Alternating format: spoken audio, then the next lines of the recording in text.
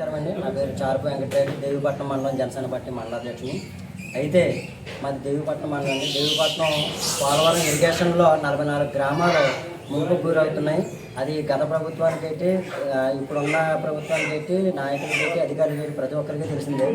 అయితే స్వయంభూగా వెలిసిన గొందూరు గొందూరు గ్రామానికి చెందిన మాతృశ్రీ గండిపోసమ్మ ఆలయం మనకి గోదావరి గట్టుకు ఆనుకుని ఉండడం వల్ల మనకి సంవత్సరంలో ఈ బ్యాక్ వాటర్ కారణం వల్ల సుమారు 7 నెలలు ముంపులోనే ఉండడం మనం గతంలో నుంచి చూస్తున్నాం. 2019 ఎప్పుడైతే కాపర్ డ్యామ్ వల్ల వరదలు ఎక్కువైపోయినాయో అప్పటి నుంచి ఈ 2026 వరకు కూడా సంవత్సరానికి 12 నెలలు అయితే అమ్మవారి దర్శనం కేవలం 3-4 నెలలు మాత్రమే అందుబాటులో ఉంటున్నారు.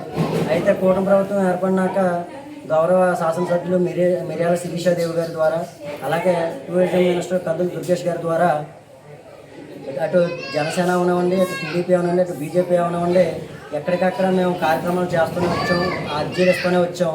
అయితే ఆలయ ఈవో అయినటువంటి ఎవరైతే ఉన్నారో ఆయన కూడా గత లక్ష్మీ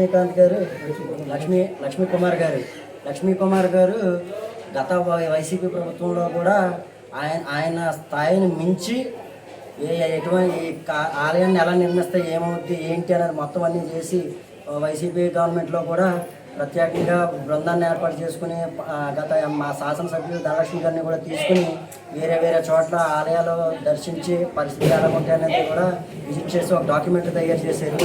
అయితే కూటమి ప్రభుత్వం ఏర్పడిన వెంటనే మిర్యాల శిరీషాదేవి గారికి ఆ డాక్యుమెంటరీ అంటే ఇచ్చి మేము ఇది పరిస్థితి అని తెలియజేసాం. అయితే దాన్ని దుర్గేష్ గారు అవని, లేకపోతే మా శిరీషాదేవి గారు అవని, అలాగే ఈవో గారి ద్వారా, అలాగే టీడీపీ, జనసేన, బీజేపీ కృషి వల్ల వెంటనే స్పాట్లో స్పందించి 207 కోట్లు ఆలయ నిర్మాణానికి ప్రభుత్వం కేటాయించింది. అయితే ఇక్కడ కేటాయించడం అయితే జరిగింది, కానీ ఇక్కడ ప్రధాన సమస్య ఏంట్రా అంటే 207 కోట్లు శాంక్షన్ చేసిన తర్వాత కూడా ఆలయం రేపో మాపో గోదావరిలో మునిగిపోవడానికి సిద్ధంగా ఉంది. ఎందుకంటే వర్షాకాలం మొదలైందంటే సుమారు 8 నెలల వరకు కూడా మళ్ళీ ఆలయం అనేది రీఓపెన్ అవ్వదు. అయితే మరి అధికారులు ఎందుకు స్పందించట్లేదు అనేదే ప్రజలవనే ఉండే, భక్తులవనే ఉండే, గ్రామస్తులవనే ఉండే ఆవేదన. ఎందుకంటే 207 కోట్ల రూపాయలు ఆలయాన్ని నిర్మించడానికి కేటాయించిన తర్వాత కూడా ఎటువంటి ఇరిగేషన్ అధికారులు కానీ, లేకపోతే గవర్నమెంట్ అధికారులు కానీ ఎవరు కూడా దీన్ని ముందుకు తీసుకెళ్ళి ప్రయత్నం చేయట్లేదు. ఎందుకు చేయట్లేదు అంటే కొంతమంది కారణాలు చెప్పేది ఏంటంటే ఆలయానికి తీయాల్సిన ప్లానింగ్ ఇంకా అవ్వలేదు, అవుతుంది అని చెప్పి ఒకళ్ళు చెప్తున్నారు.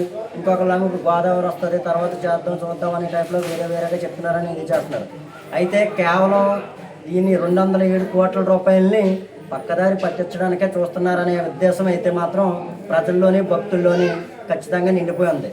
ఎందుకంటే 207 కోట్లు శాంక్షన్ చేసిన తర్వాత ప్రాజెక్ట్ అధికారులు ఓకే చేసుకుని కడతామని చెప్పి మనకు అంతా ఇది చెప్పి ఏదైతే రాజమండ్రి, సీతానగరం, పురుషోత్తపట్నం మీదుగా వచ్చే ఆలయానికి ఉన్న పాత మార్గాన్ని వర్కుల నిమిత్తం ఆఫ్ చేశారు. ఆఫ్ చేసేయడం వల్ల ఇప్పుడు ఆ కెనాల్లో నుంచి గట్ట రావాలంటే చాలా ప్రమాద ఛాయల్లోనే భక్తులు అనేవాళ్ళు వస్తున్నారు. అలాగే రాజమండ్రి, కోరుకొండ, గోకవరం టు ఇలా దేవిపట్నం ఇలా రావాలన్నా కానీ చాలా లాంగ్ అయిపోతుంది. 2 ఏదైతే దండంగ మీద నుంచి వచ్చే రోడ్డు ఉందో అది మునిగిపోద్ది. ఇప్పుడు ఇది మునిగిపోతే మహా అయితే నేలకోట మీద నుంచి రావాలి.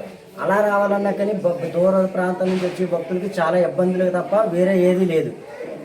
ఎక్కడికక్కడ భక్తులు అవనే ఉండే, లేదా ఇంకొకరు అవనే ఉండే ఈ అమ్మవారిని దర్శించుకోవడానికే కూడా రావడానికి భయపడుతున్నారంటే అది కేవలం అధికారులు చేస్తున్న తప్పిదమే అవుతుంది. దీన్ని మేము త్వరలోనే పవన్ కళ్యాణ్ గారి దృష్టికి తీసుకెళ్ళి ఆలయ నిర్మాణానికి కృషి చేస్తామని చెప్పి మీకు తెలియజేస్తున్నాం.